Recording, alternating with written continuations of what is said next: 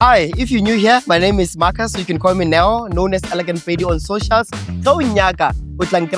Meaning when you're looking for me, you'll find me the casting. Now today's one is very different. I told you guys, I got you. I got you. We'll figure it out together. Anything motorsport, car related, I got you. Right? Now today I'm not alone. I'll be interviewing Jonathan Mogotsi, an accomplished professional race car driver. Guys, his story is very unique. I'm telling you, this is beautiful. This is beautiful because information is here. We can figure it out together. So this interview is really, getting to know him, getting to know what he has accomplished.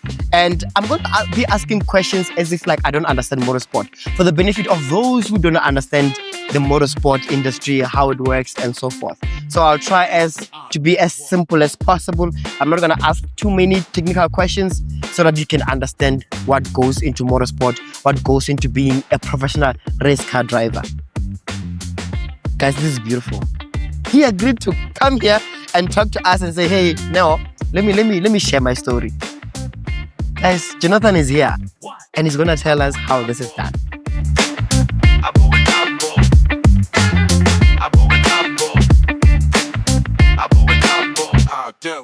As I promised, this is what we call promise kept.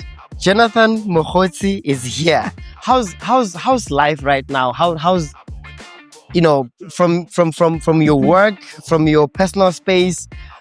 What's your perspective of life in general right now for you? Life is beautiful, man. Yeah. Sometimes we forget to take a moment and appreciate that sometimes we are where we are supposed to be. Yeah. We exactly get what we've prayed for, right? And so life is busy. Busy is good.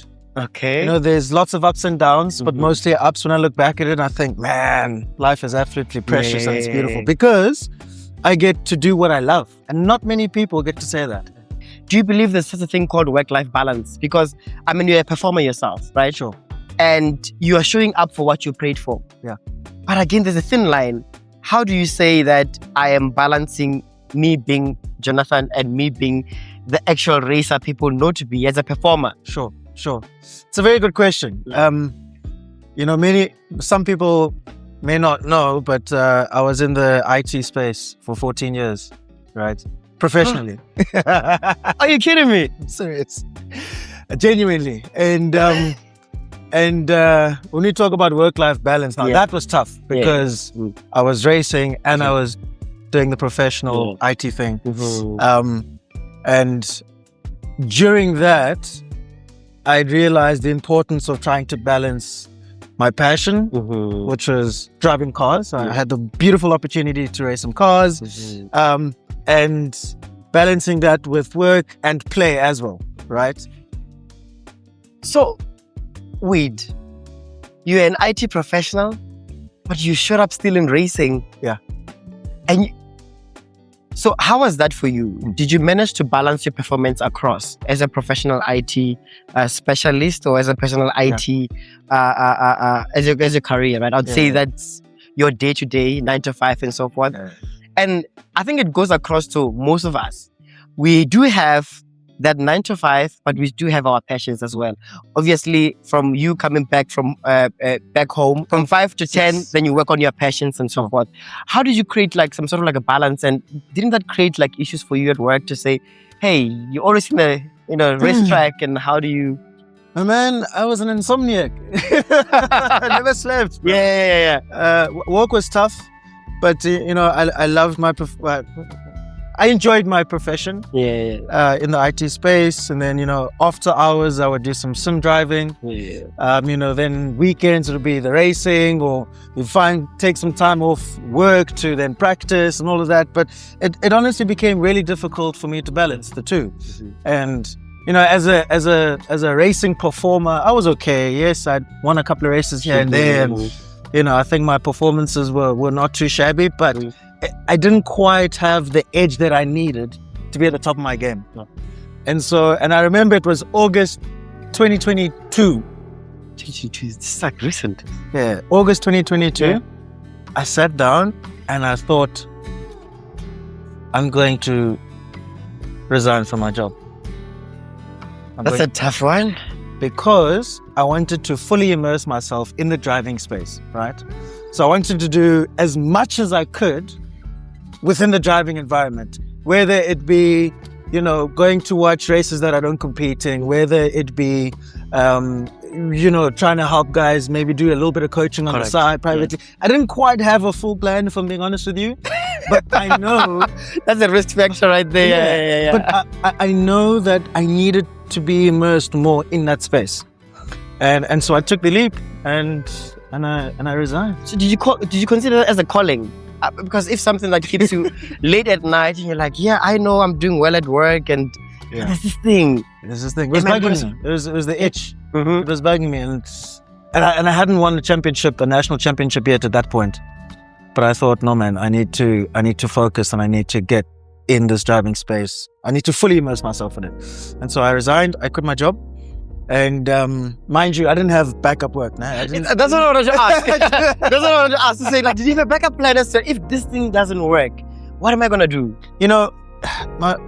My philosophy, or not necessarily my philosophy, but I'm very privileged in the sense that I've been granted an opportunity, and it was now up to me to maximize on it. Right? Yeah. I don't have any kids. Oh yeah. I'm not married. Mm-hmm. Fortunately, I'm not taking care of my parents. Yeah. No, that's also a privilege. Mm-hmm. And so I thought, there's an opportunity now.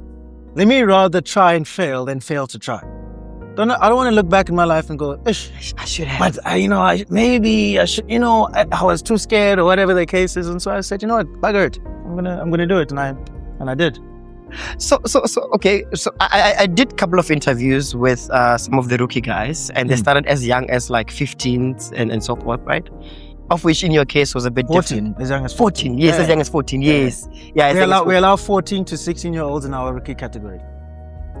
And those guys don't have driver's license at all. No, but they know how to work that car. They don't. So now, here you are. I don't know how old did you start like pursuing this racing career? So I started racing at 25, which in motorsport terms is ancient. It's old. Because you start in go-karts as young as like 5 years old, and then, Guys, it's never too late, okay? I'm excited to hear this. It's never too late. In racing terms, 25 is pretty old. But, yeah. I'm 34 now. So now, you started as a sim race. I mean, like you funded your whole rig. I mean, from your PlayStation, from the whole simulation rig and so forth. And you were like, I'm just doing this for fun. Did you imagine yourself really competing professionally like that? Or was it something that you say, no. You know what, I love this thing, I'm just gonna... Look, also sim racing for me was an outlet. It was the platform to imagine, right? Because it's simulation, you get to drive cars that you wouldn't normally drive. Yeah. I know it's a video game, but and you get to experience those vehicles on tracks that you would never get to experience, right? Yeah. And so that's how I looked at it. I never thought, no, you can make a career out of this. And so I used to spend lots and lots of hours on the sim. Joined online communities. As I alluded earlier, I started on Gran Turismo. So you compete with like minds, and people that share the same passion. I happen to be good at it. Yeah. And there happened to be an opportunity where I got to join an academy, and so the premise of that academy, it was called the Nissan Gran Turismo Academy, the GT Academy. Yes, the Gran Turismo movie, basically. Yeah, 100%, right? The Gran Turismo, and the premise was basically to see if they can, get the world's best sim racers, give them a little bit of training, and get them to compete in the real deal, right? And so they did that in the first year. The main guy, Lucas Ordonez, I think is his name. He basically proved the concept that it's doable. And so they did another year, and South Africa was the first time South Africa could enter. And so I did. I made top 25 in the country. They then took us to Kyalami. It was in an elimination style kind of format. And so it was sim racing with some fitness and a little bit of driving, like skid pan driving and things like that. Fortunately, I was really, really good. And so I made the top 8. They took the 8 of us to England, Silverstone. Yeah. Amazing circus. So I was like, this is the Silverstone in the UK. This is the Formula One track. And Just before we proceed, right, where did you get the information? Because people become coming to me to say, we see you on track now, but how do we get there? Like, yes, I know we are old and we're passionate about this. How do we find ourselves in spaces like that? And, you know, most of the guys are dads, right? And they see you like, hey, my son and my daughter has passion for this. How do I then empower, right? Or show some support to, you know, this young one, you know? So information. Yes. Where do we get information? You know, and it was actually great. I saw you at the track yesterday. Yeah. And I think the best way is to start by going to the track. Have a chat to the drivers, you know, jump into the environment, have a look around and see what it's about. Yeah. You'll find that it's incredibly easy to chat to the mechanics, chat to the team owners, chat to the drivers, most importantly. And then try to understand, okay, you know, how can we get involved? But typically, the conventional way of getting involved is through karting. Competitive karting. So you jump into competitive karting, you buy yourself a kart, equipment, but let me tell you, it's tough. It is tough. Karting is incredibly tough. Financially, physically, takes a lot of time.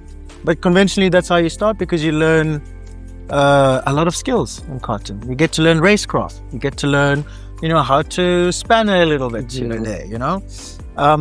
And then eventually you move your way into, let's say, tin top racing, which would be cars, like you know, the Polos, VW Challenge, Polo Cup, Rookie Cup, those kinds of things. Or you can go the single-seater route, which is like those Formula One looking cars, right? And you get different formats, different sizes, different categories, the higher up you go. Are those self-funded? Sorry, just to... Yes.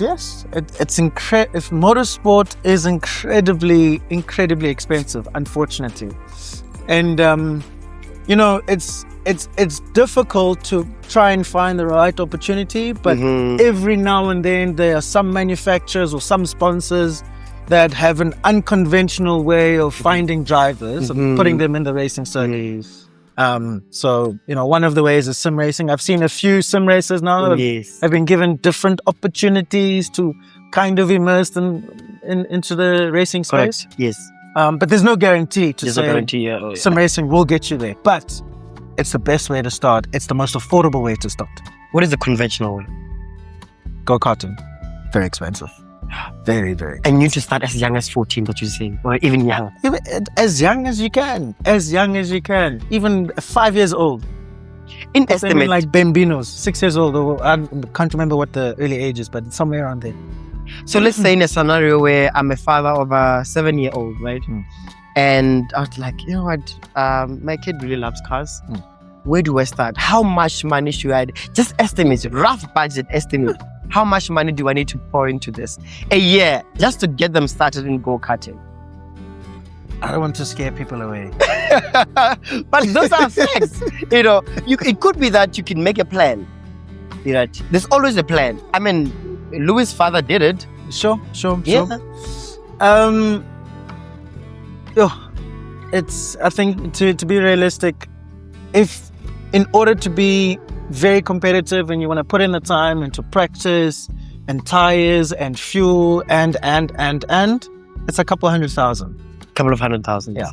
The really crazy guys at a very highly competitive level are spending a few million a year. Or depending on the tier or on the rank or the level of racing that is. Okay.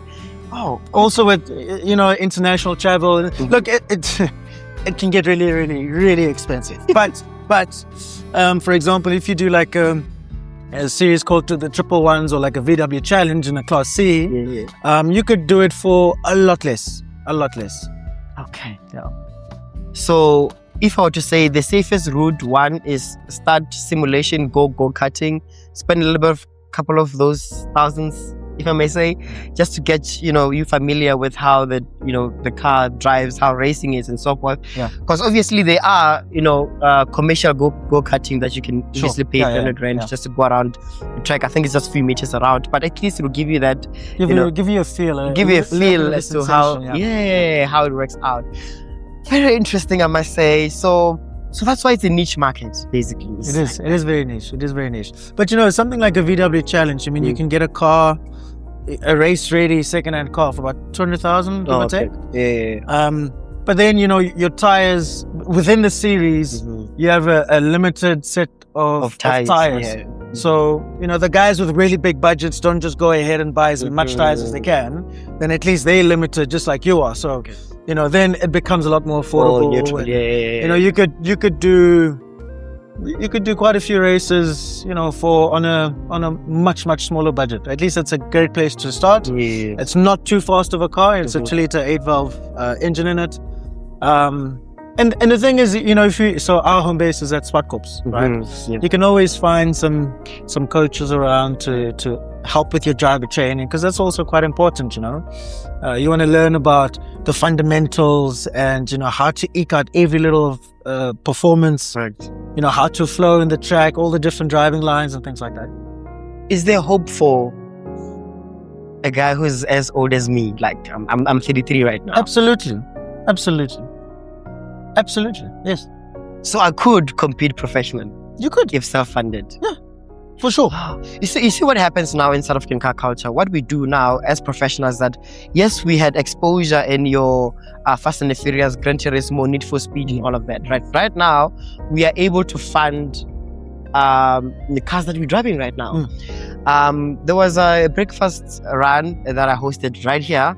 I think a few months ago. I think it's a few months ago. Yeah, it was like 2 months ago, not even. Yeah, is it a month? I think it's a month, right? Oh, 1 month ago. Yes, it was like 1 month ago. Sorry.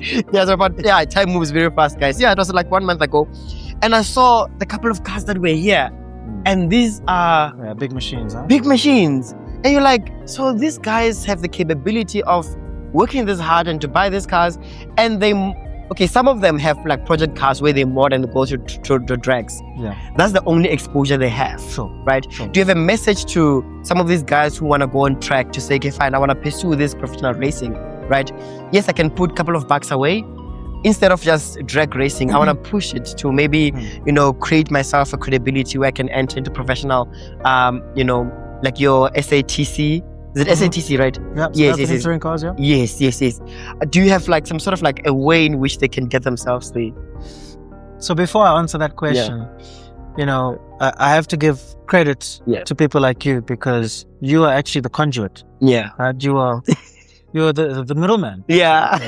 Thank you. The honest answer is, I don't think there is enough exposure, because a lot of the time people don't know that they can get into something like that. They don't know. A lot of the times the guys come up to me like, hey man, I didn't know that this is a thing, and like how can I get involved, or how can I get my kids involved, or whatever the case is. And I think, as you're saying, people do have money. Yeah. People have a passion. Yeah. Even if you don't have a lot of money, people do have passions. And you are spreading the message. Yeah. Right? You are sharing that message. Yes. And so I'm here to tell you that the environment is there. And it welcomes everybody. Anyone and everybody can come and join racing. You can get your license, you get involved in, like I was saying, there's different categories, different series, also for your different skill levels, right? Yeah. So, I would recommend starting somewhere like a VW Challenge, Class C. And then you can work your way up to Class B, Class A, then like a SupaCup, which is, in my opinion, the most competitive national racing series in the country, because it's a one-make series. So what that means is, it's a series that's run by Volkswagen. There's a spec kind of car. Everybody runs the same power level, the same tire, the same suspension. There's very limited changes that you can make to the car. Correct. And that produces very, very competitive racing. There are SupaCup champions that have now gone into the international scene and have been killing it. South Africans. Yeah. Overseas, 100%. And this comes from really competitive, a series like a SupaCup, for example. And so, we rely on people like you to share the message. And I'm here to say that, hey man, guys must come along. And if they're unsure of what it looks like, come and join us on a race day. Come chat to us. I'm happy to share, if you want like a driving experience, we can also do that. We can arrange that for you. And man. That'd be amazing. Can I challenge you? Oh, come on. Can I challenge you? Come on, man. But my challenge is different. My challenge is different. Is it possible, given the powers you have, to organize a program where there is a certain budget allocation to say, okay, fine, have this much. You are this much to this. You are this. Let's say you are like 25 to like 35, or even beyond. Come through for a series, right? Have this much. Pay for this 1, 2, 3, and 4. Can you organize something like that for an ordinary South African citizen who is a car enthusiast, likes to see themselves in track? Is there a program that can be arranged for that? I love that question. Yeah. And I think we need to look at it the other way around. So let's get those numbers, get those people, and then we can make anything happen, right? So if the market says, you know, there are a dozen people or whatever the case is between the ages of 25 and 35, then we can get those numbers, do a overall budget, take it to the powers that be, and make something happen. But it's backwards. So we need to get the numbers, and then we can. So something that can be arranged. Create a POC for sure. Guys, there's hope. Of course. Oh my goodness, this is good. This is exactly what I wanted to hear. Because we are thinking to say, okay, fine, this is for you have like football. I mean, like football, you have to start as young as I think 16 and so forth. The older you get, the more obviously no teams will like to absorb you and so forth. Sure. Whereas I saw also in motorsport, you'll find, elders still racing. Of course. And I'm thinking it's an issue of an eyesight. Do you have to have a certain weight? Do you have to have a certain diet? And all of those things like that. Like what are the conditions of you being a racer? Look, ultimately, and again, there's different series with different rules, right? For example, a Polo Cup, and please don't quote me on this, but there's a junior and a masters class, right? And the juniors, I believe, is anybody under the age of 40. Yeah. Right? So they all compete in one class. And then the seniors or the masters is anyone over 40. Yeah. So at least they have their own championship, and the juniors have their own championship. The cars do have a weight limit. So, a minimum weight limit. And if you're under that weight limit, then they have to put ballast weight in so that you reach the limit. So, ultimately at the end of the day, as a driver, you want to be fit enough to be able to handle the G-forces, to handle all the forces that the car throws at you, essentially. But as long as you feel fit enough, you're good to go. Andre just hung up his gloves, as we say, like he hung up his gloves last year, end of last year, and I believe he's in his 50s. Okay. Yeah, maybe even 60 now.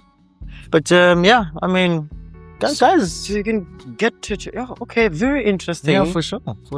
Because my assumption, if I put it like that, I'm thinking maybe your eyesight deteriorated, your physique and other things. It's like maybe it's really for those young ones, and I'm seeing a lot of like really young guys.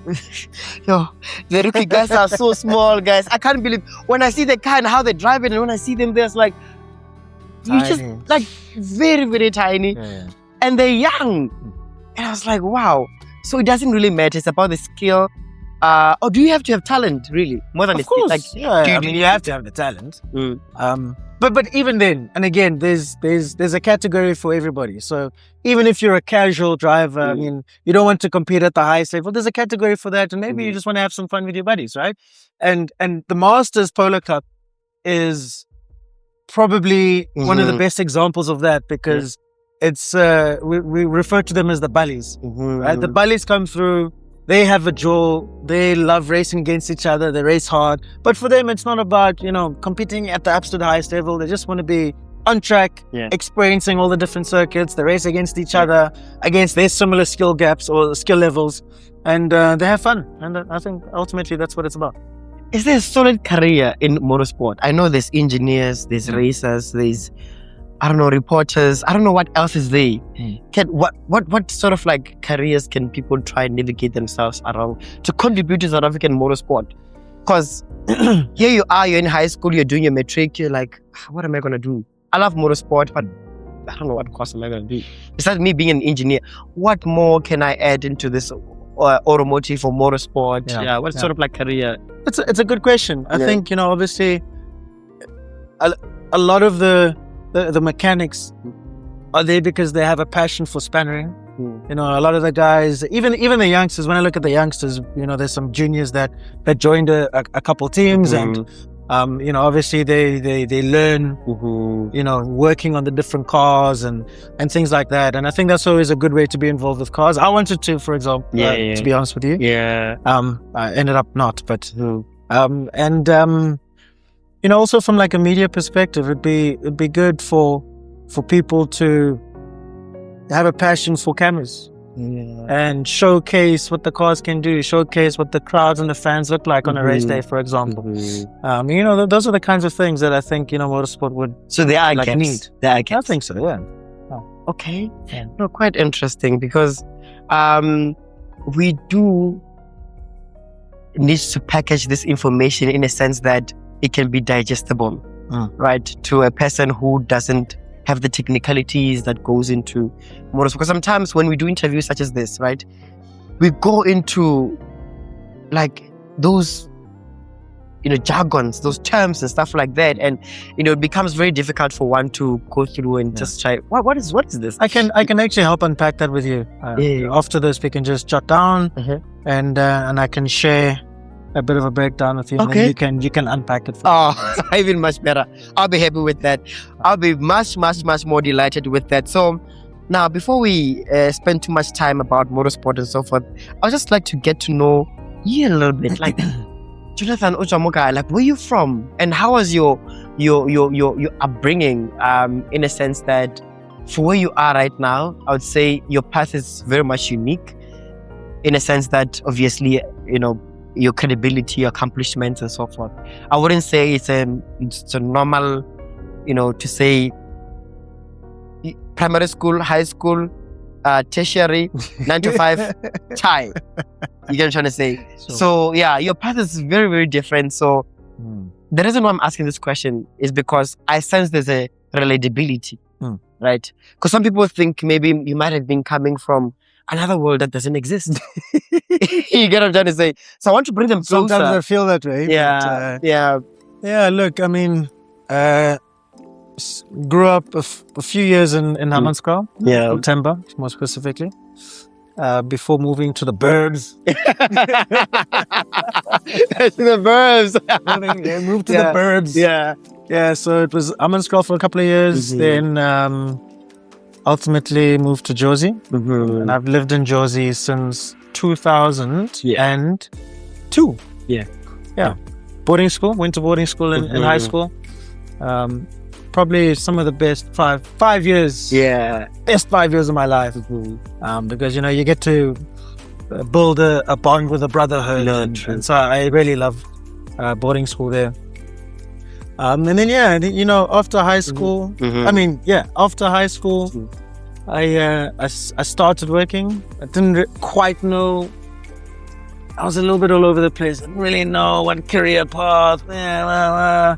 So I started working for this IT company, and as an intern.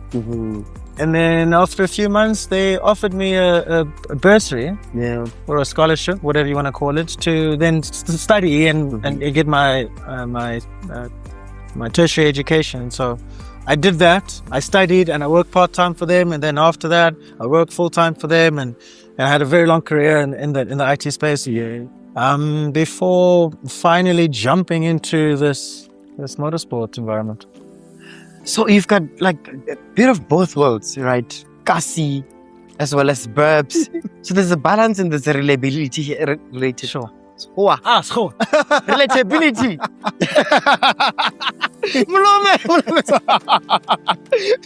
Relatability, yes. And meaning what, Jonathan, there's no excuse. Meaning somebody who comes from the rurals, who comes from you know, Kasi, who comes from the burbs, right? They can still manage to achieve almost what you have achieved, meaning they can still find themselves in that seat, basically. They're just an information away, basically. Sure. But even then, more than that, I think it also requires look, motorsport is expensive, so there's no guarantee that you can get into the space if you don't have the funds. But I didn't think that I could get into motorsport either. Yeah. Right? And it was just a stroke of luck, being in the right place at the right time. But ultimately, it was the fact that I was forcing myself to be involved in that space. Happy later, guys. Kick those doors. So go to your local racing, man. You know, go and support, buy a ticket, go and watch the guys, chat to the guys. You know, maybe even take up some marshalling, do some volunteering here and there. And you never really know. Maybe the right opportunity may come around. There's a couple of drivers I know that also started off as mechanics. You know? Just being in an environment, and then, you know, they were given an opportunity to, maybe do a race or two, or whatever the case is, jump in the car. Maybe they're able to get some sponsorship to then do another race or a season or whatever the case is. So, you know, nothing in life is guaranteed, but if you don't try, you'll never know. I think the issue here is exposure, because I went to the track, but I don't see a lot of black people on track, primarily because maybe they think that it's inaccessible somehow. And the beauty about being on track also is that you can literally talk with anybody and everybody. Okay. So when I spoke to you for the first time, I was like, how? So this guy just spoke to me. Like, whoa, what's happening? Like, get out of here. No, but for real. Because remember, when we see you there, we see you as, you get what I'm trying to say, like, he's there, he's untouchable. Sure. But then the moment you spoke to me like a normal human, I was like, whoa, okay. Then you start asking questions and stuff like that. And you know, yesterday, I was shocked to see that there were two, quantums, right? Okay. I saw them because there was traffic also, man. Sure. And then they started getting out of the car, dancing and stuff. So what they've done is that they've hired a taxi. It was like, we're going to SupaCup to watch. Sure. I think that also could be something that is fashionable to say, guys, 100%. if there's races like this, guys, as much as football has a lot of supporters, people drive here to Durban with taxis. You get to support their teams and so forth. So we need to create that kind of a culture to say, okay, fine, for Jonathan, let's take out the taxi, let's go and support. They go there. I don't know if vuvuzelas are allowed there and stuff like that, but you know how I will bring them. It's fine. You get what I'm trying to say? You know how but I know there it's like a bit quiet. Let's just chill. We watch him there, but I know, that we could bring a lot of vibe in this motorsport space. And we've got the vibes. We've got the vibes. So, and what's nice about like a SupaCup or whatever, even the rest of the circuits, but you know, SupaCup especially has like embankments. Oh yes. On the outside of the track. Yeah. So guys park there with their buckies and their cars and the gazebos and the braais and the cooler boxes. That's the thing. You just vibe out, man. You chill. That's nice. Okay, guys. Promise kept, okay? I'm going to initiate this. We need to make South African motorsport more alive than it is right now, because it deserves to be. There's a lot of talent that comes out of this. I mean, look at the Fanida guys. Come on. Yeah. For sure. They're representing us out there as well. So, yeah, we need to make motorsport very fashionable. We see them on TV. Yes, I know F1 has a lot of fans and so forth. Football in South Africa is crazy with fans, and I believe that we've got a lot of talent and something really for us worth to watch. Yeah. Something worth watching. It's Sunday, guys, okay? You know, that's about it. So, yeah. You should be staying here, actually. In Kailan. Because it's like very close. SupaCup is here, Kailan is here. But for me, at least there's no... I drive against traffic in the morning. Oh, so SupaCup. Oh, yeah. So it's 40 Ks. Takes me 40 minutes. Okay, yeah. Oh yeah, I should take you less, but yeah. It's another conversation for another day. Hey. But how do you drive on the road like a normal person? Yeah, I mean, look. Like, no, it's a good question. Yeah, and the truth is, I don't have the itch. Is it on to drive fast? Yeah. Okay, yes. Because I do that for a living. So also you have to come down. I don't have an itch to drive fast, and Yeah, that's the thing. That's what I wanted to say. To say, look, if we give these guys an opportunity, right, the kind first, to take all of that on track, that whenever they're on streets like this, they can just like, I'm so tired. Let me just take it easy now. 100%. I've had the GTIs and whatnot. Like, I don't like the attention those cars have now these days, the potholes, the fuel consumption. I just want a comfortable car that can fit my golf clubs. That's it. Do we need something like an Autobahn here? I tell you what, man. Yeah. I just came back from Germany, and that autobahn is efficient. Man, it works. It's incredible. Like, I drove about 200 kilometers. Yeah. And it just felt like it, like it's not tiring, it's not exhausting. But the highways are in very good shape. Very, very good shape. Everybody follows the rules. And the thing is, like, so everybody keeps right because you drive on the opposite side. So everybody keeps right, and they're only in the left lane if they're overtaking. Otherwise, you have no business being in the overtaking lane. So here in this country, the overtaking lane is the right lane. Guys just park in the right lane just because, like, oh, guys, what do you mean? You know what I mean? So it wouldn't work here in this country. Okay. For many reasons. Is it because of our infrastructure? Mostly because of the infrastructure. Yo, so. Yeah, I said no fella. It's not me only. Infrastructure. Yeah. And also, there's some unroadworthy cars here, and there's many problems. I think it would create issues if I'm being honest. But that autobahn is. So it is what they say it is. Yeah, like you cruise, you get to. Not every section is unlimited, but there are sections that are unlimited. Sections. And like no one races on the highway. It's just everybody just kind of gets where they need to get to it. Quickly, I think it's a similar thing. Like you see, whenever there's like a lot of food on the table, like you're like, but when they're limited, you're like, I just want to, I just like it. There's something like that. Yeah, it's like, okay, guys, you can go wild. I don't feel I need to go wild. And I mean, like, I was cruising, so I had a rental car. So, get to the section. I'm like, okay, let me just press it a little bit. Get a 160, get a 180, get a 190. As I'm approaching 200, I see there's this van approaching at high speed. A van. I'm like, So I move out the way. This van goes past. I'm checking. I'm doing 200. I'm what speed is he doing? Then I see. This must have been like a mom taking her kids to school or something. Like in a station where I get. I'm like, damn. And these high performance cars was just no. It's like regular cars, man. I'm telling you. And they like, okay, with a straight face, like I'm driving. It's fine. I'm driving a diesel. I was in a diesel. Diesel Golf. Yeah. Sure. I mean, I can imagine. It's very different. It's very, very different, right? But if you were to, I don't want to go in politics whatsoever, but if you were to be given a chance, let's say 10 minutes in Parliament to say, what can we contribute? What can we do for motorsport in South Africa?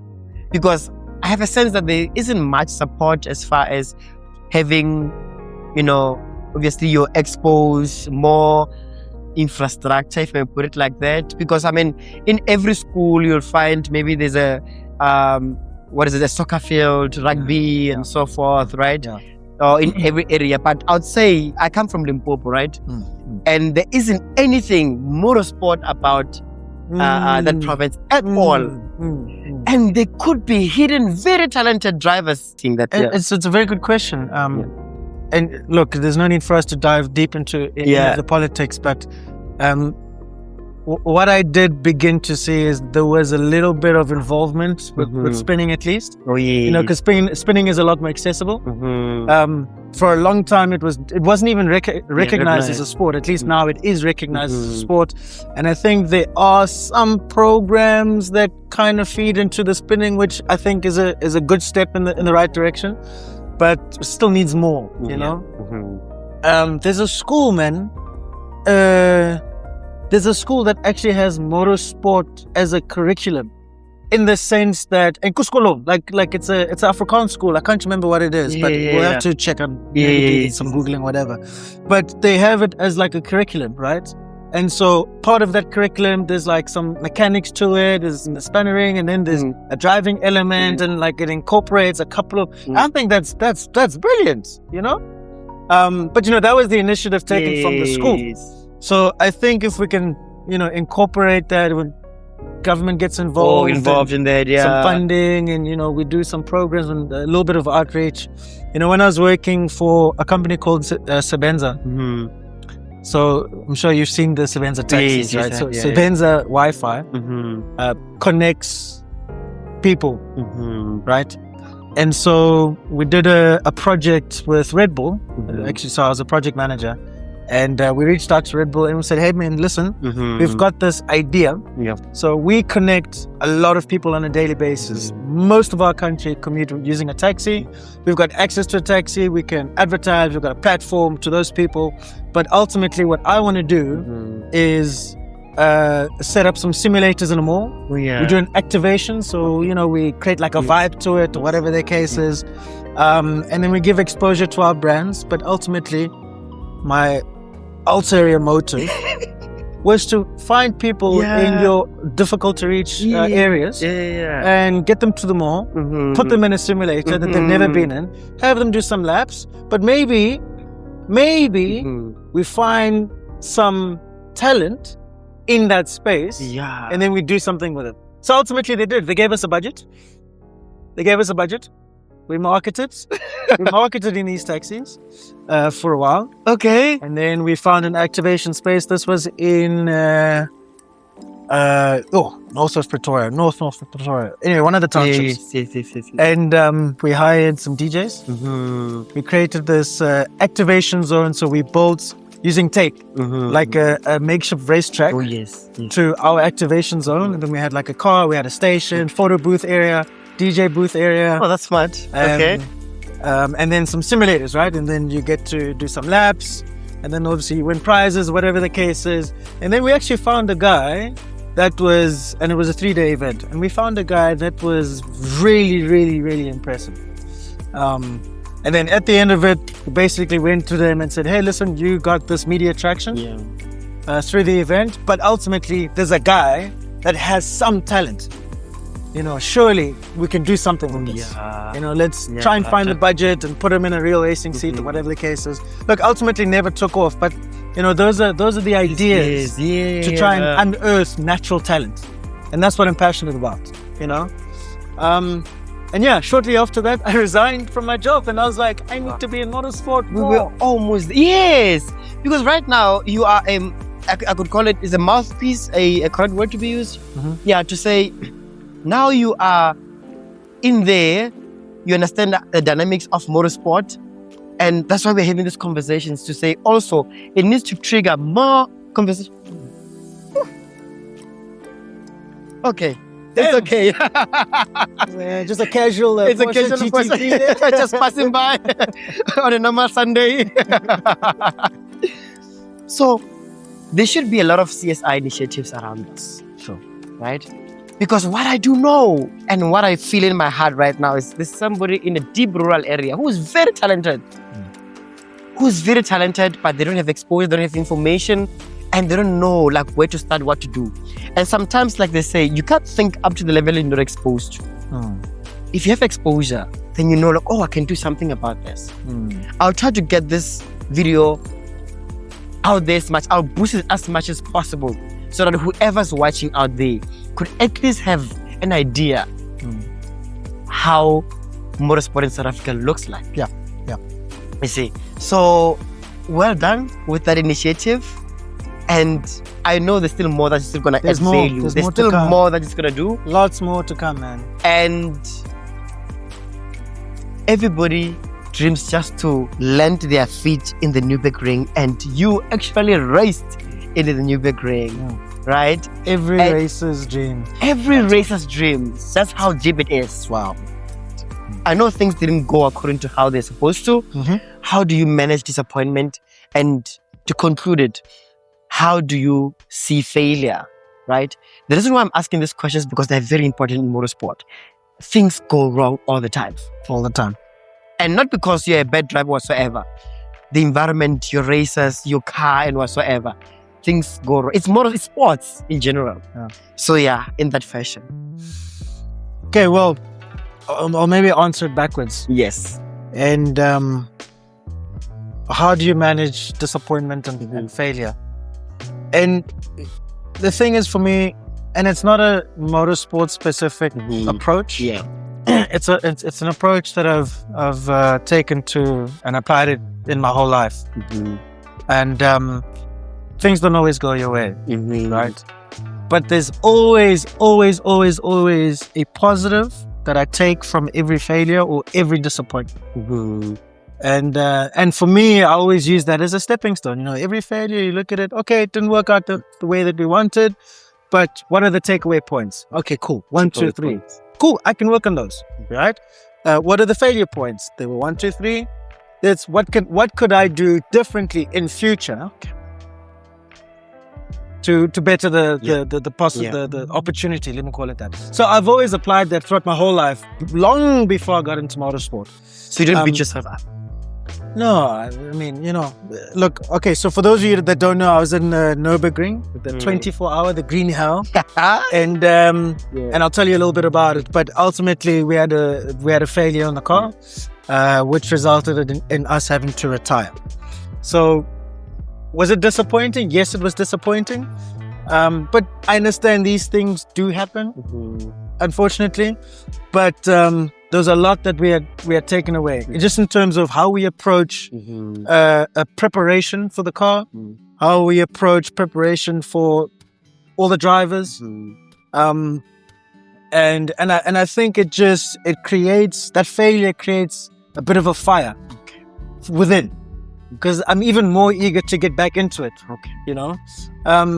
One of the things that we teach the young drivers is, particularly when they crash, and they're youngsters, it's frightening, it's scary, they get emotional, but the most important thing is to put them back in the car immediately. They've crashed, put them back in the car. They need to be able to face that fear, and overcome it. Because what often happens is if you step away from it and you let it build within and you struggle to then mentally get over that hurdle. So, it's always good to get back in and fight. Well, that's a beautiful way of seeing it, actually, because, if you failed, we often beat ourselves up. You're like, no, maybe, that's it. I'm not going to get sponsors anymore. And all of those things like that. And you can apply it in every way of life, in business, in relationships. But my ex this, my ex that. Ultimately, there was some experience. There were some beautiful takeaways, and there were some failures. And then you look at those failures, and you're like, okay, well, I'm going to build on those. If there's building that I need to do within, then there is. If there's things that you want to avoid, then you know what those things are, right? And so you're collecting data, basically, to refine and refine and refine and refine. That's it. Until it's a beautiful way of actually viewing life in general. To say, look, I think if there's such a switch to say failure is just an opportunity for you to learn. 110%. It's an opportunity. Where else are you gonna? Often, if not all the time, you pray for I want more wisdom. I want to be more. More of this, more of that. But you have to be tested, right? Correct. And then you have to be entrepreneurs. Correct. Successful. As successful entrepreneurs have all had failed businesses. Have they? No, most definitely. If they stopped after the first failed business. Tons and tons of people will be jobless right now. Exactly. So that's about it. What an amazing chat. But the beauty about this conversation is that we do have some audience who would like to ask a couple of questions, right? And we do have also online questions that have been posted to you to say, okay, fine, I'm going to display them now on screen. But with us, we have Dikgetho. Dikgetho is going to ask you questions. I don't know what it is, but a couple of questions based on our conversation. Sure. And he's one of those guys that I spoke to you about. Okay, got you. Who's very passionate about motorsport, passionate about cars and stuff like that. Sure. And I think he's going to add a lot of value in this interview. So. Perfect. Brother, the camera's going to be on you. Okay. Yeah, can you go on? Question. You can be as loud as you can. Okay. We're still rolling with you. Yeah. Okay. 3, 2, 1. You good? Okay. Thank you for the opportunity. Name is Dikgetho. Firstly, I just want to congratulate you on everything that you've achieved. I think you're someone who's very inspirational to people like us who are playing Need for Speed demos when we couldn't afford to buy the game, So I just have a few questions, but the first one actually essentially is the same question, but I'm just gonna ask it in sort of different ways. But I think I would be right in calling you a trailblazer, right? Someone who's created a path where there was no path. So in saying that, my question is, how can we replicate that? So looking at the challenges that you faced, how can we now create two of somebody like you? Right? Sure. Like if you were to Yes. now do the same thing, knowing all the challenges that you faced, right? How can we create now two? And then maybe next day we'll create four, Sure. you know? Yeah. It's a very good question. And the honest answer is it's very nuanced, but what I will say is I think it starts with creating light Sure. or exposing these kinds of stories to to an audience, right? To the masses. And I think that, you know, what you do, you underplay yourself, but the importance of your platform is you creating a voice. You create a voice for this. And so, you know, I have a passion for not only racing, but coaching and trying to expose as much people to the environment, because there will be people that are better than me. And that's exactly what I want to try and find. Yeah. But it starts with creating a voice. Yeah. I'd like to share the story more and try and get the right people into the picture from a sponsor's perspective. You know, we've got, I think we can create amazing programs to find what I'm trying to say is to find and unearth natural talent, because the natural talent is out there. And I'd like to share the story. I would like to train, coach, and create much better versions of me. Yes. Okay. No. Thank you. You actually answered even some of my. I talk a lot, so yeah. No, it's perfect. But maybe just to highlight, even though you might be repeating yourself a bit, what were the specific challenges that you faced? Because, you know, you're probably maybe the second person who's maybe been able to achieve what you've achieved. You're talking about how you just went to primary school, you went to high school, started working, next thing, boom, Nürburgring, you know? So what were the specific challenges that you faced that made your journey unique? To be honest with you, initially didn't feel welcomed. Okay.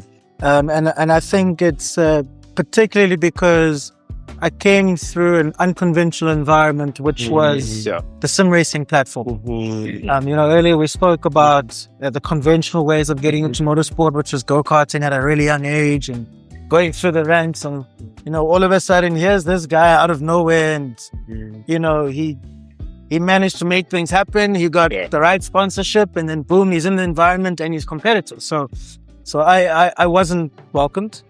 That was particularly tough for me. Also because, you know, there weren't much of people like me or from the background that I come from. And so I struggled to relate.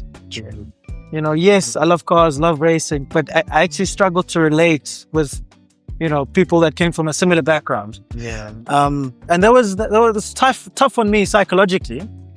But you know, I think at the same time it also created the burning fire and passion that kind of wanted me to like stick it to them and say, no, but I can do this and I deserve to be here. Yeah.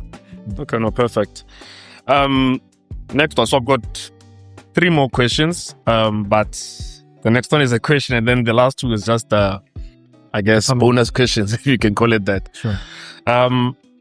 So if we could call what you're doing now, the racing, the hustle, then what's the next thing? How do we make it out the hood, so to speak? What's what you're going to do in the long run? I imagine that the lifespan of a racer is probably limited as much as it is in any other sport.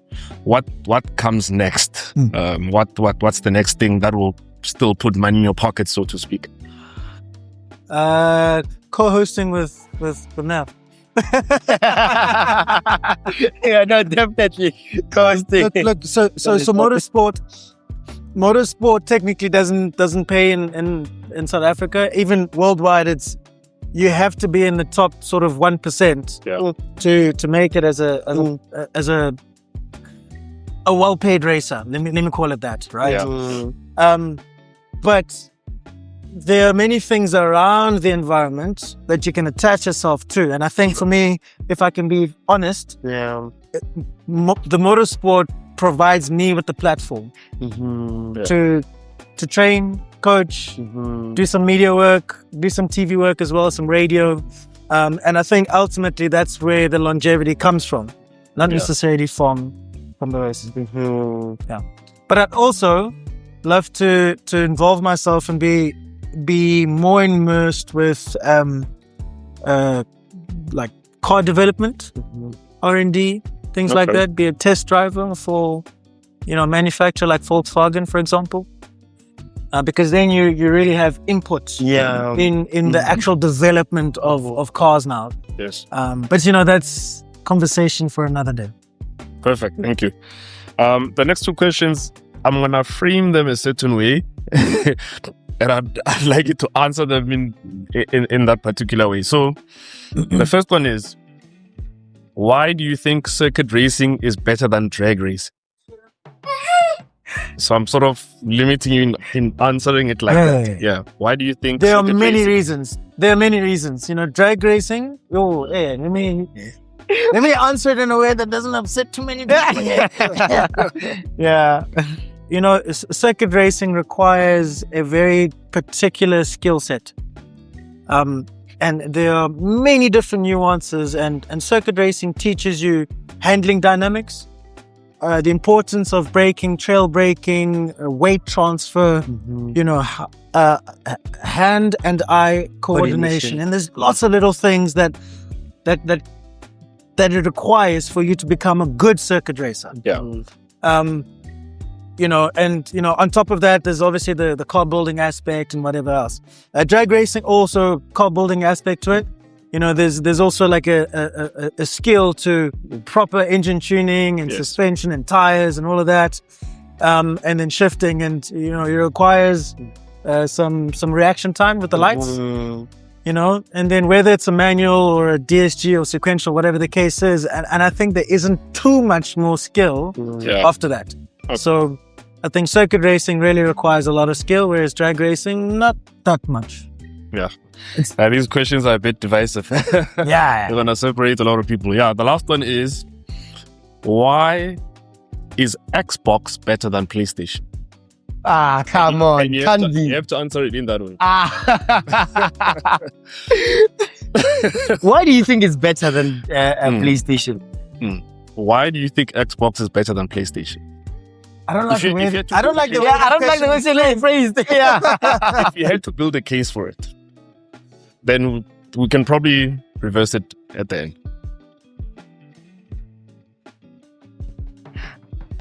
You put me on the spot. I think Xbox is better than PlayStation because of the exclusive games that are on the platform. Yes. As opposed to PlayStations. Okay, perfect. I'm not sure if I believe that answer myself. It's probably true. And then the inverse, which is probably the more popular platform. Yeah, PlayStation.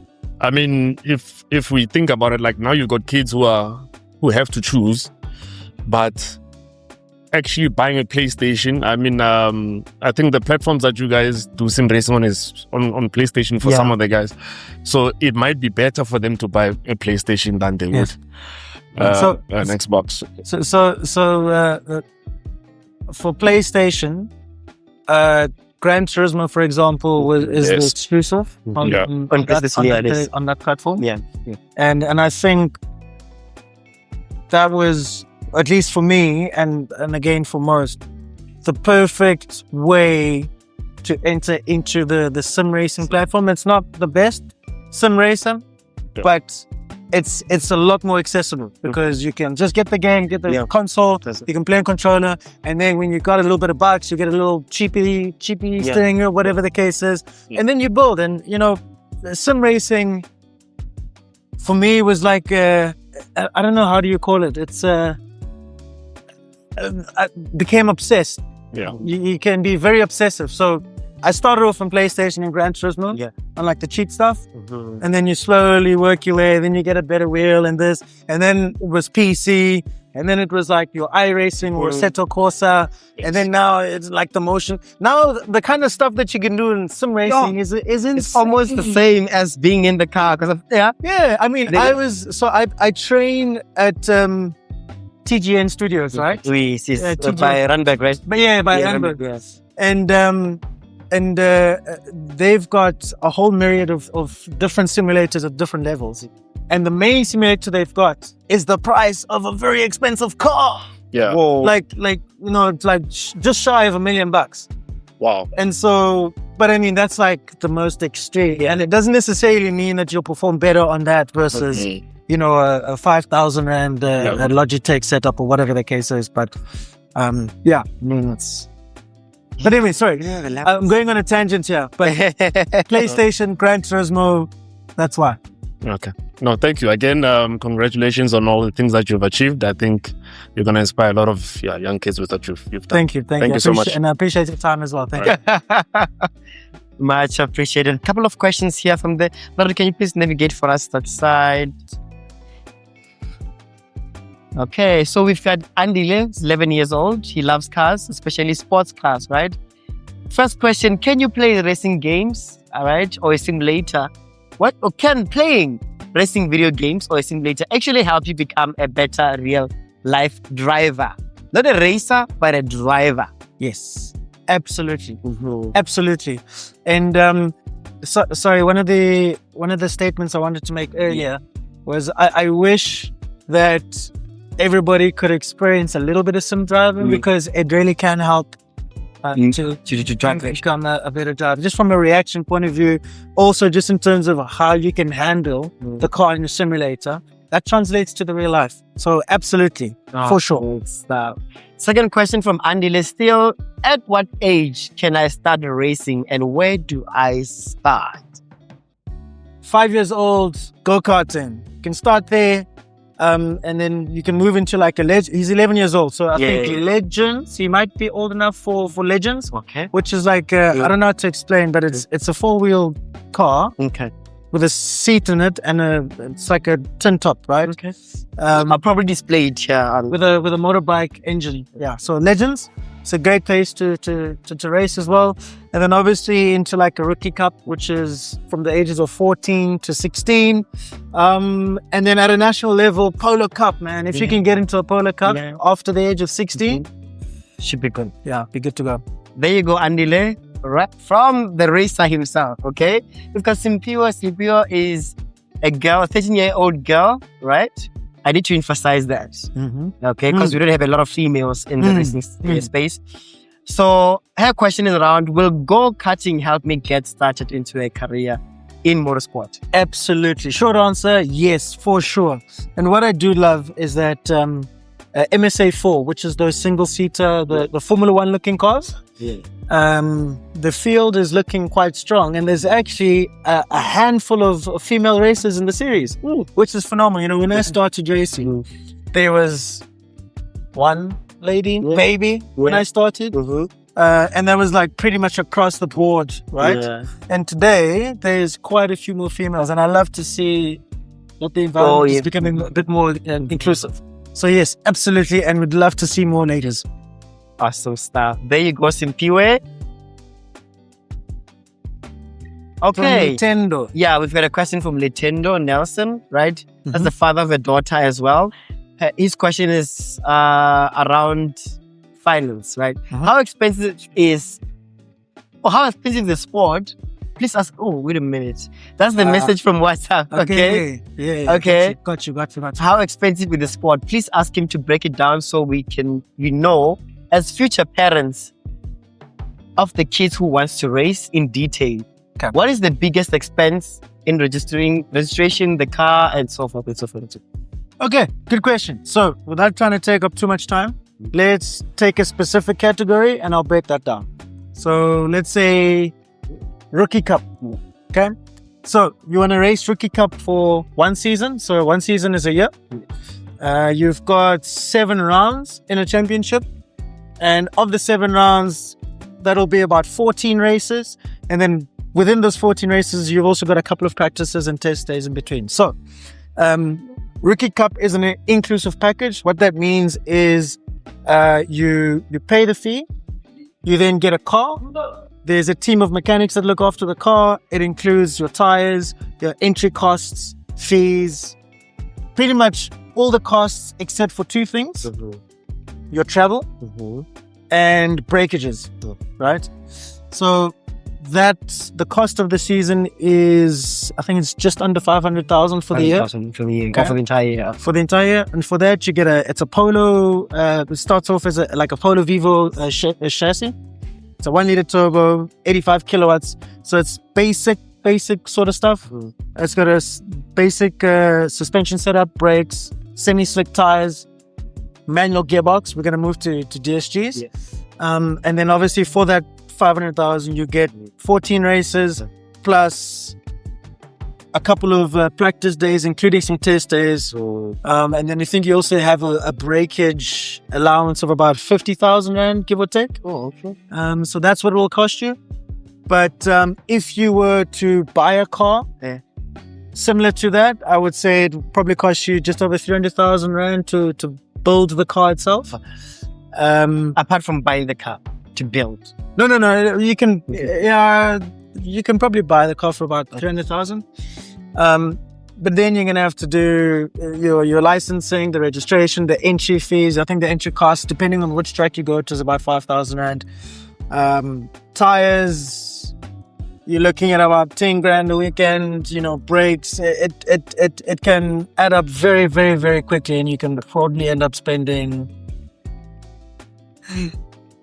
about 400,000 Rand to race, excluding the cost of the car per year. Yeah. Okay. And that's excluding, driver coaching. It excludes transportation of your race car to the. It easily gets to like 700,000 basically. It can. Okay. Awesome stuff. You broke it down nicely for us. Chendo, next question. And these are the last ones, okay? We've got a question from the legend, Lerato Tubahal. He's here with us. You might as well just ask the question, okay? Just like every other athlete in their craft, do you have a pre-race ritual, okay, to get you into the zone, into the flow state of some sort? Another question is from Tsako. What's faster, your car or your reaction? The fair question. And Jimoid, am I correct? Jimoid? Maluleke, yes. To be honest, do drivers trash talk each other just like any other sport? And Tsepo further says, in terms of how you feel that day, right? Because sometimes, in terms of how you feel that day, because sometimes a person can have a good or a bad day. How much can your mood affect your lap time? These are some good questions. Yeah. So starting from the top, like every other athlete in their craft, you have a pre-race ritual to get you into the zone of the flow state. Yeah. Yes. I come from an analyst background. So I'm obsessed with studying racing footage. So I go through lots of race footage. So for example, if I'm racing at SupaCup, I will go through lots of previous race footage. Yeah. I'll go through a lot of the telemetry data in terms of, where you're braking, where you're turning in, where you're accelerating, things like that. And it just to help me understand the different track conditions and things like that. And so for me, it helps when I've gone through all of that. Mm-hmm. And then I basically get to the race weekend pretty much zoned out and I don't think of anything. Like that for me helps me calm. Mm-hmm. Knowing that I've gone through my homework, I get to the race days and then I try and think of absolutely nothing. What's faster, your car, your reactions? It has to be your reactions because, for example, at the Nürburgring, you're taking blind corners at over 200 km an hour. And there could be debris, there could be a car in the middle of the road, there could be an accident. It could be you trying to avoid something or them trying to avoid you. So you really have to have really, really high reactions. Do we trash talk each other? Mm-hmm. Absolutely, all of the time. You have to try and get into the other guy's head. Oh, yeah. And try not let them get into your head. So we trash talk each other all of the time. In terms of how we feel that day, because sometimes we can have good and bad days, does it affect the lap times? And yes, it does. It really does. And I think that's why it's important to try and detach yourself from the noise that happens in your life. So, when you go to the track, I leave whatever happened at home stays at home. Whatever happens at work stays at work. Whatever happens with your relationships, what's stressing you out, it's important to leave all of that behind you because it does affect your performance 100%. And for me, when I resigned from my job, and I just tried to focus on the racing space, I ended up winning my first championship that year. Wow. Yeah. So what was happening? Did you have a lot of to say, oh, I've got nothing really to fall back on. I have to make this work. I have to make this work, but also I don't have the excuses to, work this or the people that, or my relationship this or that. Just had to leave all that. So you need to limit as much stress as possible around. I did. Yes, I did too. Okay. Obviously, I do work now. I work now, and I'm in a relationship and all that kind of stuff. But just being able to balance everything is important. Thank you for coming, my brother. I really The pleasure is all. Oh man, guys. Okay, Fine. This is the beginning of amazing things.